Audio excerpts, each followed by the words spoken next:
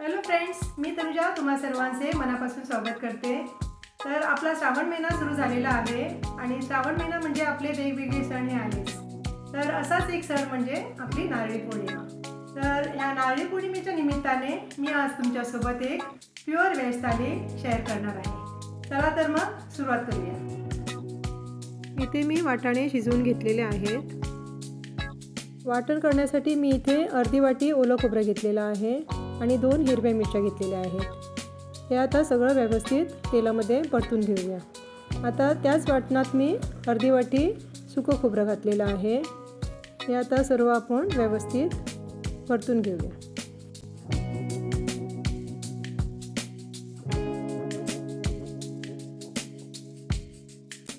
खोबरं आपलं छान व्यवस्थित भाजून झालेलं आहे। आता त्यातच मी बारीक चिरलेली हिरवी कोथिंबीर घालून घेते आणि थोडीशी कढीपत्त्याची पाने बारीक चिरून घेतलेली आहेत ती घालून घेते। आता हे सगळं व्यवस्थित आपण छान भाजून घेऊया। यात आता मी 1 पाव इंच आलं बारीक चिरून टाकलेलं आहे। आता हे सगळं व्यवस्थित भाजून थंड झाल्यावर वाटून घेऊया। इथे मी एका भांड्यात तेल घालून घेतलेलं आहे। तेल तापून झाल्यावर आता यात थोडीशी मोहरी टाकून घेऊया।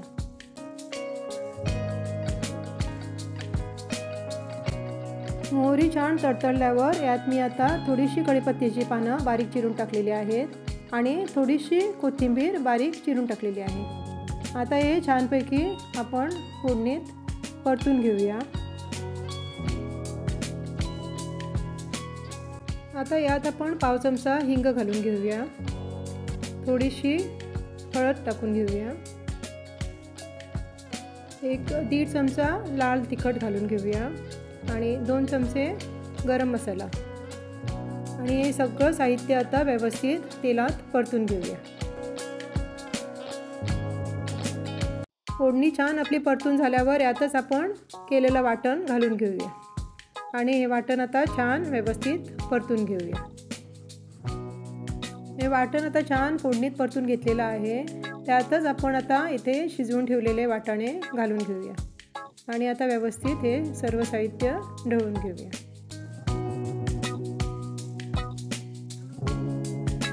यात आता आपण थोडंसं मीठ घालून घेऊया आणि हे आता व्यवस्थित शिजवून घेऊया। इथे मी थोडीशी 1 चिमूटभर साखर घातलेली आहे चवीपुरती आणि थोडंसं पाणी घालून आता हे व्यवस्थित शिजवून घेऊया। इथे आता वरणासाठी लागणारं वाटण पाहूया। इथे मी थोडंसं ओलं खोबरं घेतलेलं आहे मिक्सरमध्ये। त्यातच आता पाव चमचा जिरं घालून घेऊया आणि 7-8 मी मिरीचे कण घातलेले आहेत आणि थोडेसे तांदळाचे दाणे मी यात घातलेले आहेत। आता हे सगळं साहित्य वाटून घेऊया। इथे मी वरणासाठी डाळ शिजवून घेतलेली आहे। आता त्यातच थोडीशी हळद आणि पाव चमचा हिंग घालून घेऊया आणि आता व्यवस्थित ढवळून घेऊया। आता यातच आपण वाटलेलं वाटण घालून घेऊया आणि व्यवस्थित आता याला एक उकळ काढून घेऊया।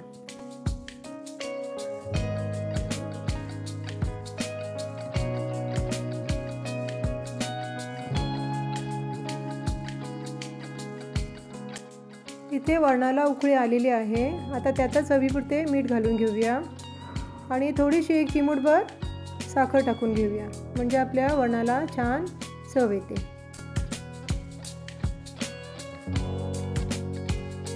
आता अगदी शेवटी मी यात 1 चमचा तूप घालून घेणार आहे आणि आता इथं आपलं वरण तयार आहे।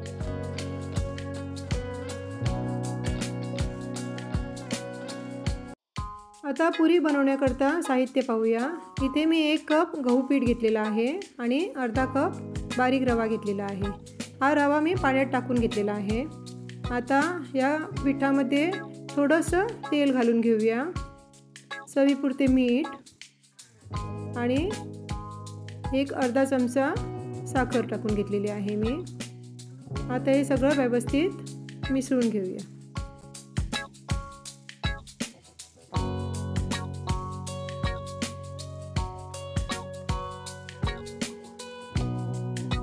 आता रव्यात घातलेलं सर्व पाणी मी काढून घेतलेलं आहे आणि हा रवा आता आपण या पिठामध्ये घालून घेऊया आणि आता या पिठाचा छान घट्ट गोळा बनवून घेऊया। असा मी छान घट्ट गोळा बनवून घेतलेला आहे। आता याला थोडंसं तेल लावून हे आता झाकून ठेवूया। आता बटाट्याची भाजी बनवून घेऊया। इथे मी एका भांड्यात तेल घालून घेतलेलं आहे। तेल तापल्यावर थोडीशी मोहरी, थोडंसं जिरं, एक 7-8 मेथीचे दाणे आणि पाव चमचा उडदाची डाळ मी इथे घालून घेतलेली आहे आणि थोडासा हिंग। आता यातच थोडीशी कढीपत्त्याची पानं बारीक चिरून घेतलेली आहेत। थोडंसं आलं मी बारीक चिरून घेतलेलं आहे। थोड्या हिरव्या मिरच्या घातलेल्या आहेत आणि थोडीशी कोथिंबीर मी याच फोडणीत टाकून घेतलेली आहे। आता हे सगळं व्यवस्थित परतून घेऊया फोडणीमध्ये।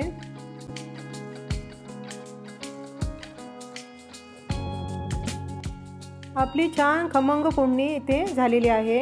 यातच आता मी थोडीशी हळद घालून घेतलेली आहे।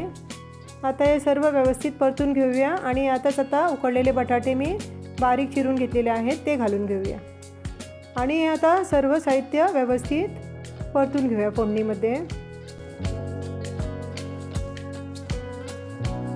हे सर्व आता फोडणीमध्ये परतून घेतल्यावर त्यात आता चवीपुरते मीठ घालून घेऊया आणि यात आता थोडंसं आपण पाणी घालून ही भाजी व्यवस्थित शिजवून घेऊया।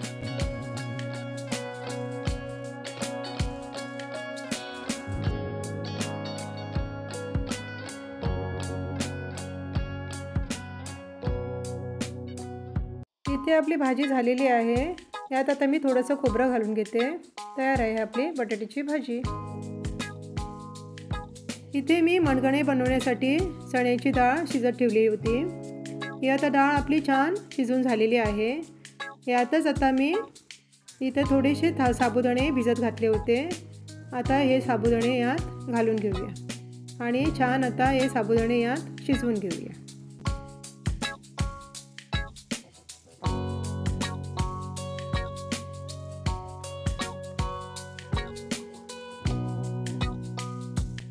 इथे आपले साबुदाणे व्यवस्थित शिजलेले आहेत। आता इथे मी मिक्सरमध्ये 1 वाटी खोबरं आणि थोडीशी वेलची घालून वाटण करून घेतलेलं आहे। आता हे वाटण आपण यात घालून घेऊया।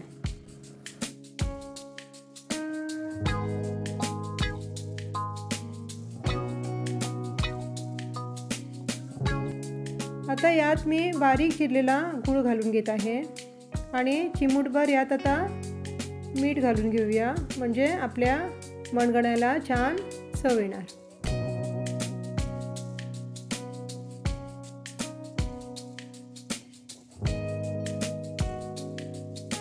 यात मी थोडेसे काजूचे काप घालून घेत आहे आणि यात आता एक चमचा तूप घालून घ्या। माझा तुपाचा व्हिडिओ इथे स्किप झालेला आहे आणि छानपैकी उकळी काढून घ्या। आता आपण पुऱ्या लाटून घेऊया। मी ही पुरी लाटताना थोडंसं तेल लावून घेतलेलं आहे आणि या पुऱ्या लाटून घेतलेल्या आहेत। ते पीठ लावलं तर तेलात पीठ आपलं पडतं आणि तेल खराब होतं, त्यासाठी तेल लावून या पुऱ्या लाटून घ्या। आता पुऱ्या तळण्यासाठी मी इथे कढईमध्ये तेल तापत ठेवलेलं आहे। तेल तापून झाल्यावर त्यात एक छोटासा गोळा घालून घेऊया। आता गोळा असा पटकन वर आल्यावर आपलं तेल तापून झालेलं आहे। आता यातच आपण एक पुरी घालून पुरी छानपैकी तळून घेऊया। हे बघा छान टम्म आपल्या पुऱ्या फुगून तयार झालेल्या आहेत।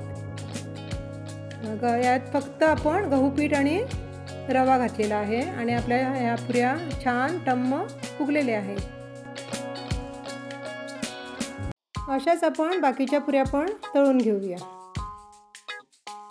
आपल्या सर्व पुऱ्या अशा छान फुगलेल्या आहेत आणि अशा सोनेरी रंगावर ह्या पुऱ्या तळून घ्या।